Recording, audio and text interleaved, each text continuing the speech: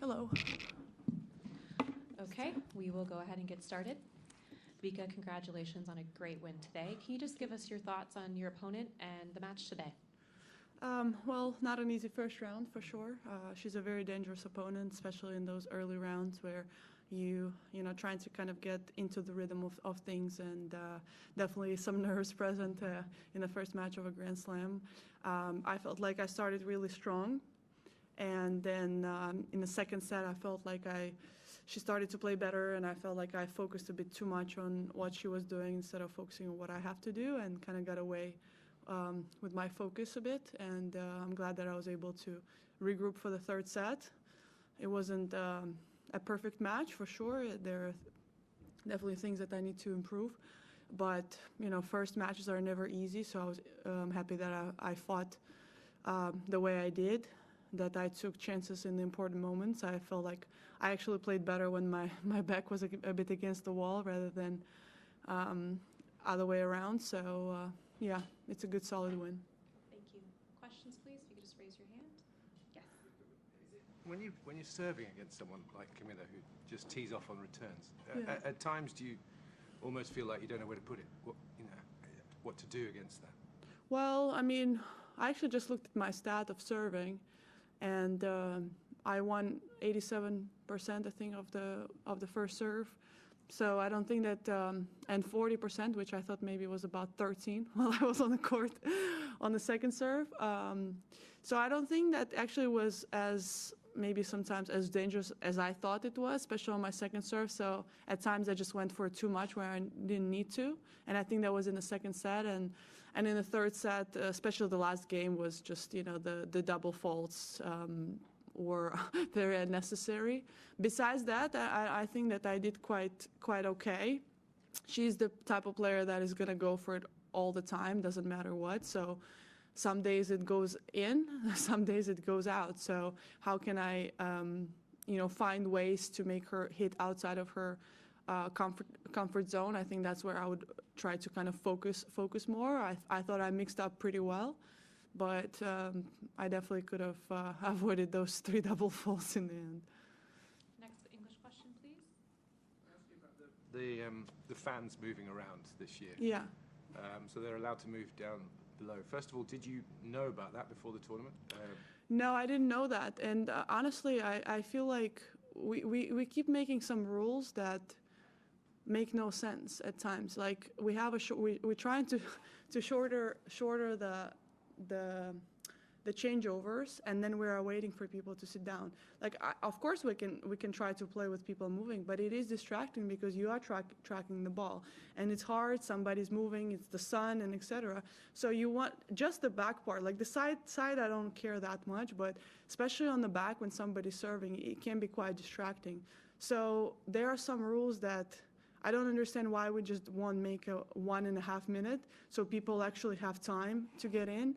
Same with the water bottles, you know, like we have water bottles that are recyclable, but then we have plastic everywhere around. So what are we actually doing? So it's like one step we're trying to take to maybe absolutely to sustainability and etc.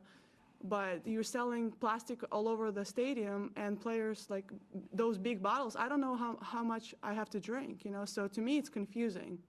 I want to make sure that we do something that is important, but like this, it looks like, what's that sentence? Smoke and mirrors? Is that you can say that? And I don't like that. You know, if we're gonna do something important as try to be sustainable, like, well, okay, let's actually do that. But if you look at all the things around, we have chocolate individual wrappers all over the stadium. What are we doing? With the fans moving around, it seems like the players weren't told, or it wasn't communicated from the tournament to the players beforehand. Do you think it might have been? It might have been because, you know, we get emails sometimes, and you don't necessarily read all the things. I could look back and see, okay, was it communicated or not? I can't answer, you know, to be very precise on that answer, so I'm not sure. We have a question over here, right behind the photographer side. So Two, sport from Denmark. Just asking you a question about your opponent, Clara Tauson. How much do you know? I know you faced her in Roland Garros a couple of years ago. Yeah, well, she's a very talented player, I would say. You know, she's been on the tour. She's still quite young, but she's been on the tour for a while, and she's definitely a very talented player. I think the consistency has been probably one of the things, a challenge for her, to be able to produce her level over and over again. But when you play a Grand Slam, you know, I feel like she can be a very dangerous player, and this is what I think with some of the younger talent, you see that they can play unbelievable tennis, and they are so dangerous, and they're so good. But the consistency and development of them as the players sometimes I feel like can be a bit better. But for sure, I'm gonna rewatch a little bit the match before and some of her recent matches to be prepared. Mm-hmm. It's possible to put a question about Caroline Wozniacki as well for Danish TV. How do you see her coming back as a mother, as yourself? Well, I actually answered this question about Caroline, I think it was US Open, that I'm not surprised that she came back. I think it was quite a surprise for everybody else, but to me, I was like, she's gonna come back for sure at some point. I think that, especially with commentating, playing the legends that she did, I was like, she will try for sure. So I think it's great. Very happy to see her back. I think she done an incredible run at the US Open, you know. So yeah, I'm very happy to see her. I'm happy to see her with her little daughter, you know, like the off court and behind the scenes. So it's very sweet. Yes, question here, English? I have one about your son Leo. Yeah. I have a Leo too, but is he into sports? Does he play lots of sports? Yeah. What's your attitude with him? Are you pushy mum? What's the... He loves sports. He's a very active kid. He plays ice hockey. He's number one. He plays football, soccer in US. He plays a bit of golf. I was trying to get him into tennis, and then he was like, when are we going home? When are we going home? And I was like, okay, well, I'm not going to push you. If you don't want to play, it's fine. For me, what's important is for him to be able to do sports, because I think it helps them to develop. It helps the brain to develop. It teaches discipline and etc. And he recently just asked to play again tennis in school. So he plays 2 or 3 times a week now, which is, I don't see it, but he apparently is working on his slice. And I said, well, I can give you some tips. And well, he didn't ask for them, so I don't know. But he plays golf. He does jiu-jitsu. And for me, what's important is to give him opportunities to do and to try things in life. And my only rule with him is that the effort is non-negotiable. If you decide to come here, if you try to do something, you give 100% your effort. The result is, you know, is something that he's as competitive as I am. He'll want to have a result, but the effort is non-negotiable, and he has to, if he commits to something, he's there 100%. So he wakes up, you know, 6 in the morning, goes to practice at 6:45 to ice rink. I hate that because I'm freezing in the ice rinks. But I'm glad to see his dedication, and I hope that showing by my example of what it takes to be a professional athlete. I don't know if he will be one, but I want him to understand what it takes. So I'm not a pushy mom for, you got to go and you got to do it. I give him a choice, but if he makes the choice, I will take that accountability from him. It's interesting because Andy Murray said he was asked about whether he'd like to play tennis long enough so that his kids could watch him.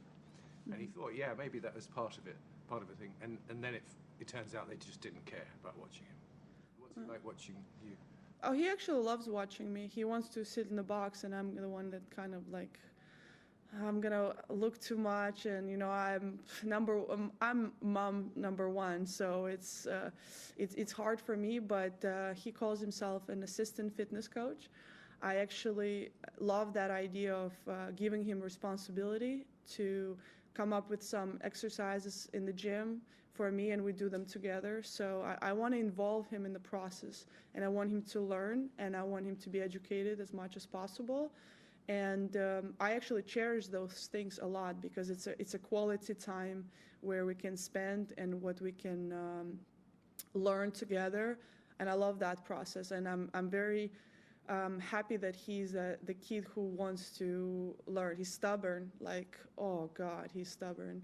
And but yeah, I'm very excited to see him grow because it's really for me exciting to see the development and continue to be part of that. I don't see myself as much of I'm on the sidelines, but I feel like I have a front row to him, and I'm a huge fan. Like, you should see me at his hockey games. I'm nuts. Like, I will bring signs, and I will support. And so I feel like everything that I've learned from around tennis, that I've seen parents who are pushy and who are like, negative and stuff, I feel like I'm being self-aware to try to do the opposite for my son. Like, I want him to be supportive, but effort for me is non-negotiable. So I talk to him a lot. I want him to ask questions. I want him to be curious and to understand if something went wrong, why did it go wrong. So I love that whole concept, and I'm having a lot of fun seeing him growing to be a little man now. Any final questions in English? Yes. Vika, it seems like you're staying in the Docklands again. What is about the Docklands you like so much? And you have been to Melbourne so many times. Do you have any other favorite spots to go to? Well, it's very quiet. It's like much more chill. Even though I go quite a bit to South Bank and around the Crown, but it's just too many people, and I'm not a fan of too many people. I like to just see. I love to see the water. It's beautiful, the view is great. But yeah, I think that the chill aspect of it, to kind of get away from craziness of being in the Grand Slam, is my probably favorite part of that. Are you still cycling everywhere? I do more scooter and cycling. Yeah, I love it. I already on my third pass, I think. You wear a helmet, I hope. Yes. Yes. Last English question? Yes? I was hearing John McEnroe commenting about in the first game of Djokovic against the first round. Prismic? Yeah. Yeah. And he mentioned that about the fans, that they can move. He mentioned that the players need to adapt to the fans and not the other way around, because the players are there because of the fans. Then I would like to know what you think about that. Well, I think that there is. I already actually answered this question, but I will say that there's not one answer to this. I think the fans are already allowed at the top. It's been like this for a while. I think the sides are no problem. I think right behind the players, when they're serving, it can be quite distracting. And it's not like other sports to me, a football or a basketball, where you don't have to track the ball coming at you from there so much. So I think that we can probably compromise to make it much easier for fans. There are innovations for that. But I think the bigger question is, why do we have 1 minute where people don't have time to come in? We're trying to save time, but people are still kind of waiting, because, you have to be maybe a little bit conscious that we do have to track the ball when the speed is high, and you have to be able to track the ball when people are moving. It is quite distracting sides, no problem. Thank you, everyone. Any questions in native language? Thank you. Yes, right here. ¿Y podrá Победой. Спасибо. Про матч не буду спрашивать. Мы все-таки общаемся, мне кажется, часто на отвлеченные какие-то темы. Этот турнир, это история, одна из историй, это возвращение мам теннисисток в тур. Керби, Росака, Возняцки сыграет. Вспомните ваше возвращение, что было самым сложным и что, наоборот, воодушевляло в моменте этого возвращения, чтобы другие прочитали и сказали, Знаете, меня спрашивали несколько раз близкие люди этот вопрос по поводу, потому что смотрят, конечно же, как Керби, Возняки возвращаются, Осака, как я себя чувствовала по возвращению. И мой первый турнир был в Майорке. Я тогда еще, мне нужно было от грудного кормления избавляться, потому что я до сих пор в то время кормила Лео. Это было такое, знаете, как очень интересный баланс. И для меня первый турнир было очень сложно пропускать вот эти моменты с Лео. Любые. И как-то давать себе больше времени на спорт, уезжать там на дольше. Вот это мне было очень сложно. Но в плане тенниса, в плане физики я себя чувствовала очень хорошо. Первый турнир я проиграла, по-моему, во втором круге. Я выиграла 1 матч. И потом я была в Мблдоне на 4-м круге. Поэтому мой уровень немножко поднимался так от матча к матчу. И, конечно же, сложно сказать, что бы было бы после этого. Но по жизненным обстоятельствам мне пришлось остановиться. Поэтому мне всегда такой есть вопрос, наверное, внутренний, как бы дальше прошло мое возвращение. Но случилось то, что случилось, но по возвращению физики мне на самом деле всегда казалось, что я намного сильнее стала, я потеряла достаточно много веса, и с того момента у меня, не знаю, наверное, более окрепло так тело, более женственное стало тело, чем перед рождением Лео. У вас хобби, мы прошлый год, когда общались, вы увлекались фотографией. Да. Продолжается ли оно? Может быть, появились какие-то за год еще новые интересности, в которые вы увлекаетесь? Я фотографией также увлекаюсь. Я немножко меньше вожу свою камеру, потому что она настолько тяжелая.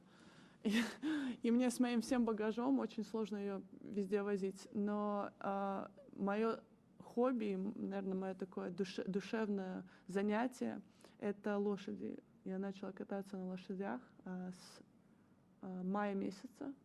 У меня теперь есть моя лошадь.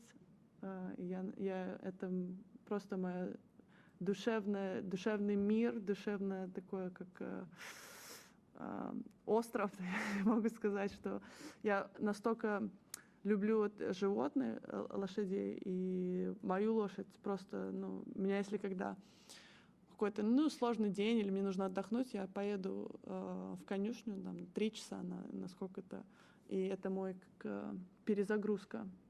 Поэтому это мое такое хобби, я даже не могу сказать, моя любовь. То есть это больше выездка, чем конкур, правда? Это что? Не выездка, чем конкур. Я имею в виду, конкур — это прыжки. Да, не.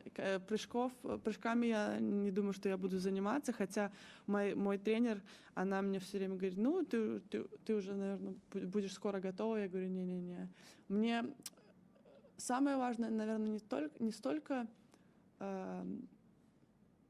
ездить на лошади, а сколько эта связь с животным.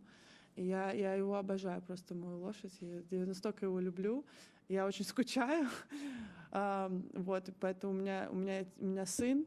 Мне мама сказала, мне все сказали, что мне нужно научиться отдыхать. Я сказала, окей, я заведу себе лошадь.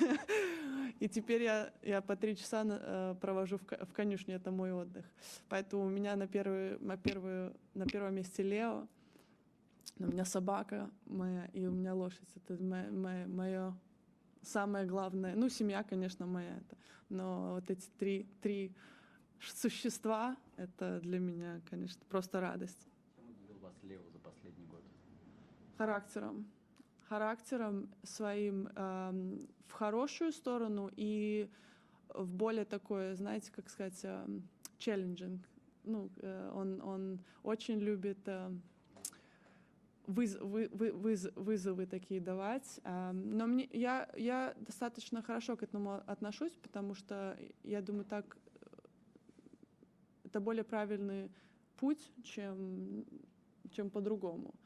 И он просто такой же, как и я. И когда я с ним начинаю там поспорить или что-то, он отвечает, как бы я ответила. И я иногда нахожусь в таком, не знаю даже, что ответить. Я думаю, да, он как бы, есть смысл в том, что он говорит, поэтому мне нужно немножко перестраиваться иногда.